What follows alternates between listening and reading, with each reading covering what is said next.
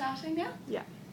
Okay, so I'm just doing the interview on, I'm writing a story on our bridge, and so pretty much, as a beginning question, what was the whole purpose of it to begin with? Well, in about 1996, the council had a look at the roading layout for the whole town as part of what they called the 2020 at the time, 2020 study.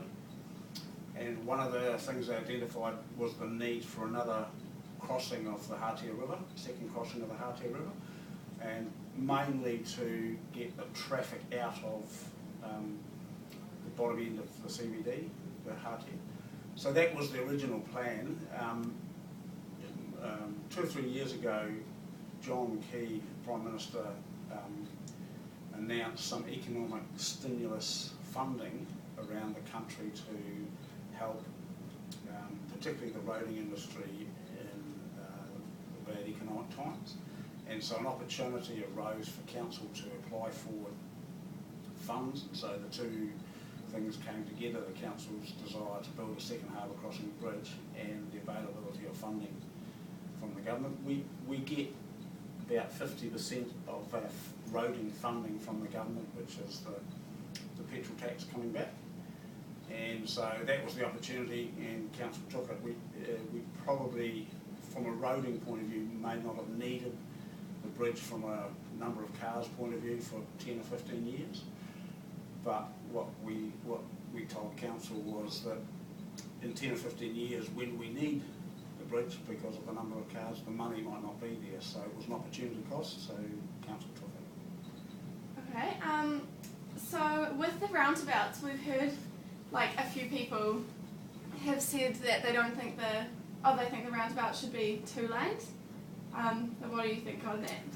The roundabouts on the Port Road side were built as 2-lane roundabouts, not for the volume of cars, which is generally what drives the size of a roundabout, but so that if the bridge is open and cars are queued back, that the roundabout would be a second lane for the roundabout would still work for the businesses down Port Road. So that's why we built 2-lane roundabouts on Port Road. On Riverside Drive, we initially looked at building a 2-lane roundabout for the future, but the traffic volumes required today only require a single-lane roundabout. Because the ground conditions around the roundabout site are so poor, the cost of building a larger roundabout would have been too excessive and would have taken the project beyond our available budget. So we've only built the first lane at the moment, and that's satisfactory for the current traffic volumes. And there is potentially plans for the future to build the roundabout to 2 lanes in the future if the traffic volumes grow sufficiently to justify it. How long did planning for the bridge take? Well, as I said, the idea of a bridge started in about 1996 with the council's 2020 plan.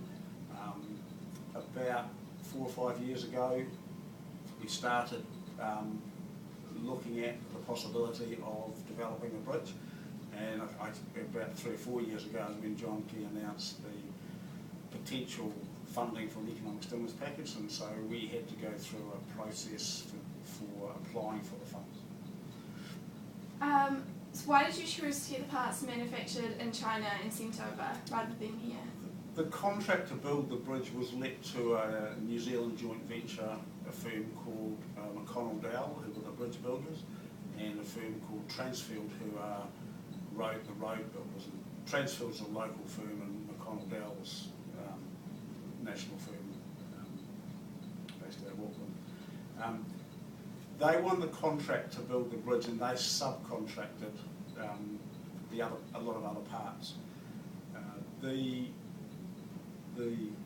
The main steel beams for the bridge was tendered, subcontracted out, and won by a firm called East Bridge out of Napier, and they came with the cheapest price. And the steel for what we call the J-beams, the big hooks,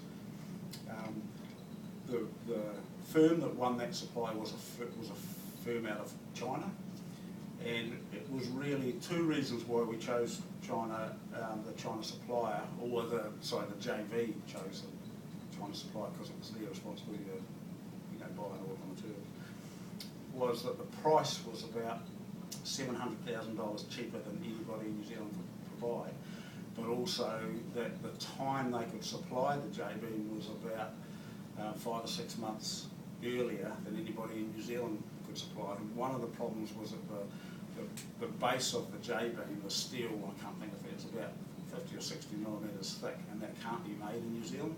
So the steel would have had to be made in China, shipped to New Zealand, and then a firm in New Zealand would have had to make it up. And again, that's the problem. Apart from the cost, it was the time factor, which was just as important to us. It would have meant that the bridge was delayed for another 5 or 6 months before we could finish it. And unfortunately, in those situations, we're paying for all our contractors to be on site during that time, so it would have added a lot more cost to the job. Council, when we let the tenders, we had a desire for about 40% of all the spend on the bridge to go to local firms. And when we finished, we were about 61% of all the spend on the bridge went to local firms in Northland and Whangarei, and over 90% of the spend went to New Zealand firms. So the only two things that were bought overseas were the J-beams that came from China with the steel, and that was the manufacturer, the painting and so forth of those beams were done in New Zealand. And the only other element that came from overseas were the rams, the yellow rams, and they were made in Holland, and they were the only place where they could be, rams of that size could be made. So they were basically the only two elements that came from overseas. So over 90% of the spend went to New Zealand firms, and over 60% was spent locally in Northland, Whangarei and Northland. And that was a key goal that the council and the joint venture had, was to spend as much money as we could possibly locally, which was the idea of the John Key's economic stimulus package, was to improve the economy of the local area. So the road to the bridge is built on an old landfill. In the future, what will happen with that? Like, will it settle, or? The route of the road follows the road that was used when the dump was being filled. So it's already had a lot of metal placed on it and was compacted down by the rubbish trucks taking the rubbish to the dump where it was landfill. So it was the hardest stretch of ground that we could find. That's why the roads followed the route. But there's two ways of building a road across a dump. One is to pound it to bits and make it as hard as possible, and that costs a lot of time and machinery. The other way is to just build the road over the top of the landfill and understand that it will settle as the rubbish settles. And then you just make provision in the future to come back and patch up the holes or patch up the hollows and humps over time, and that's a lot cheaper, and that's the option that we've taken in this instance.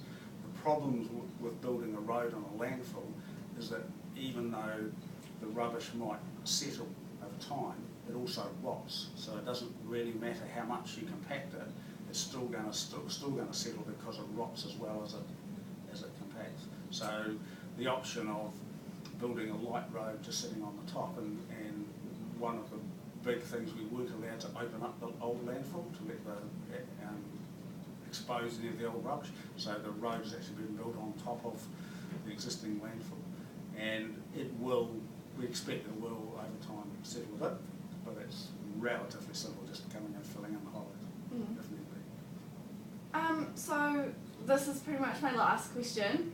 Have any unforeseen issues arisen?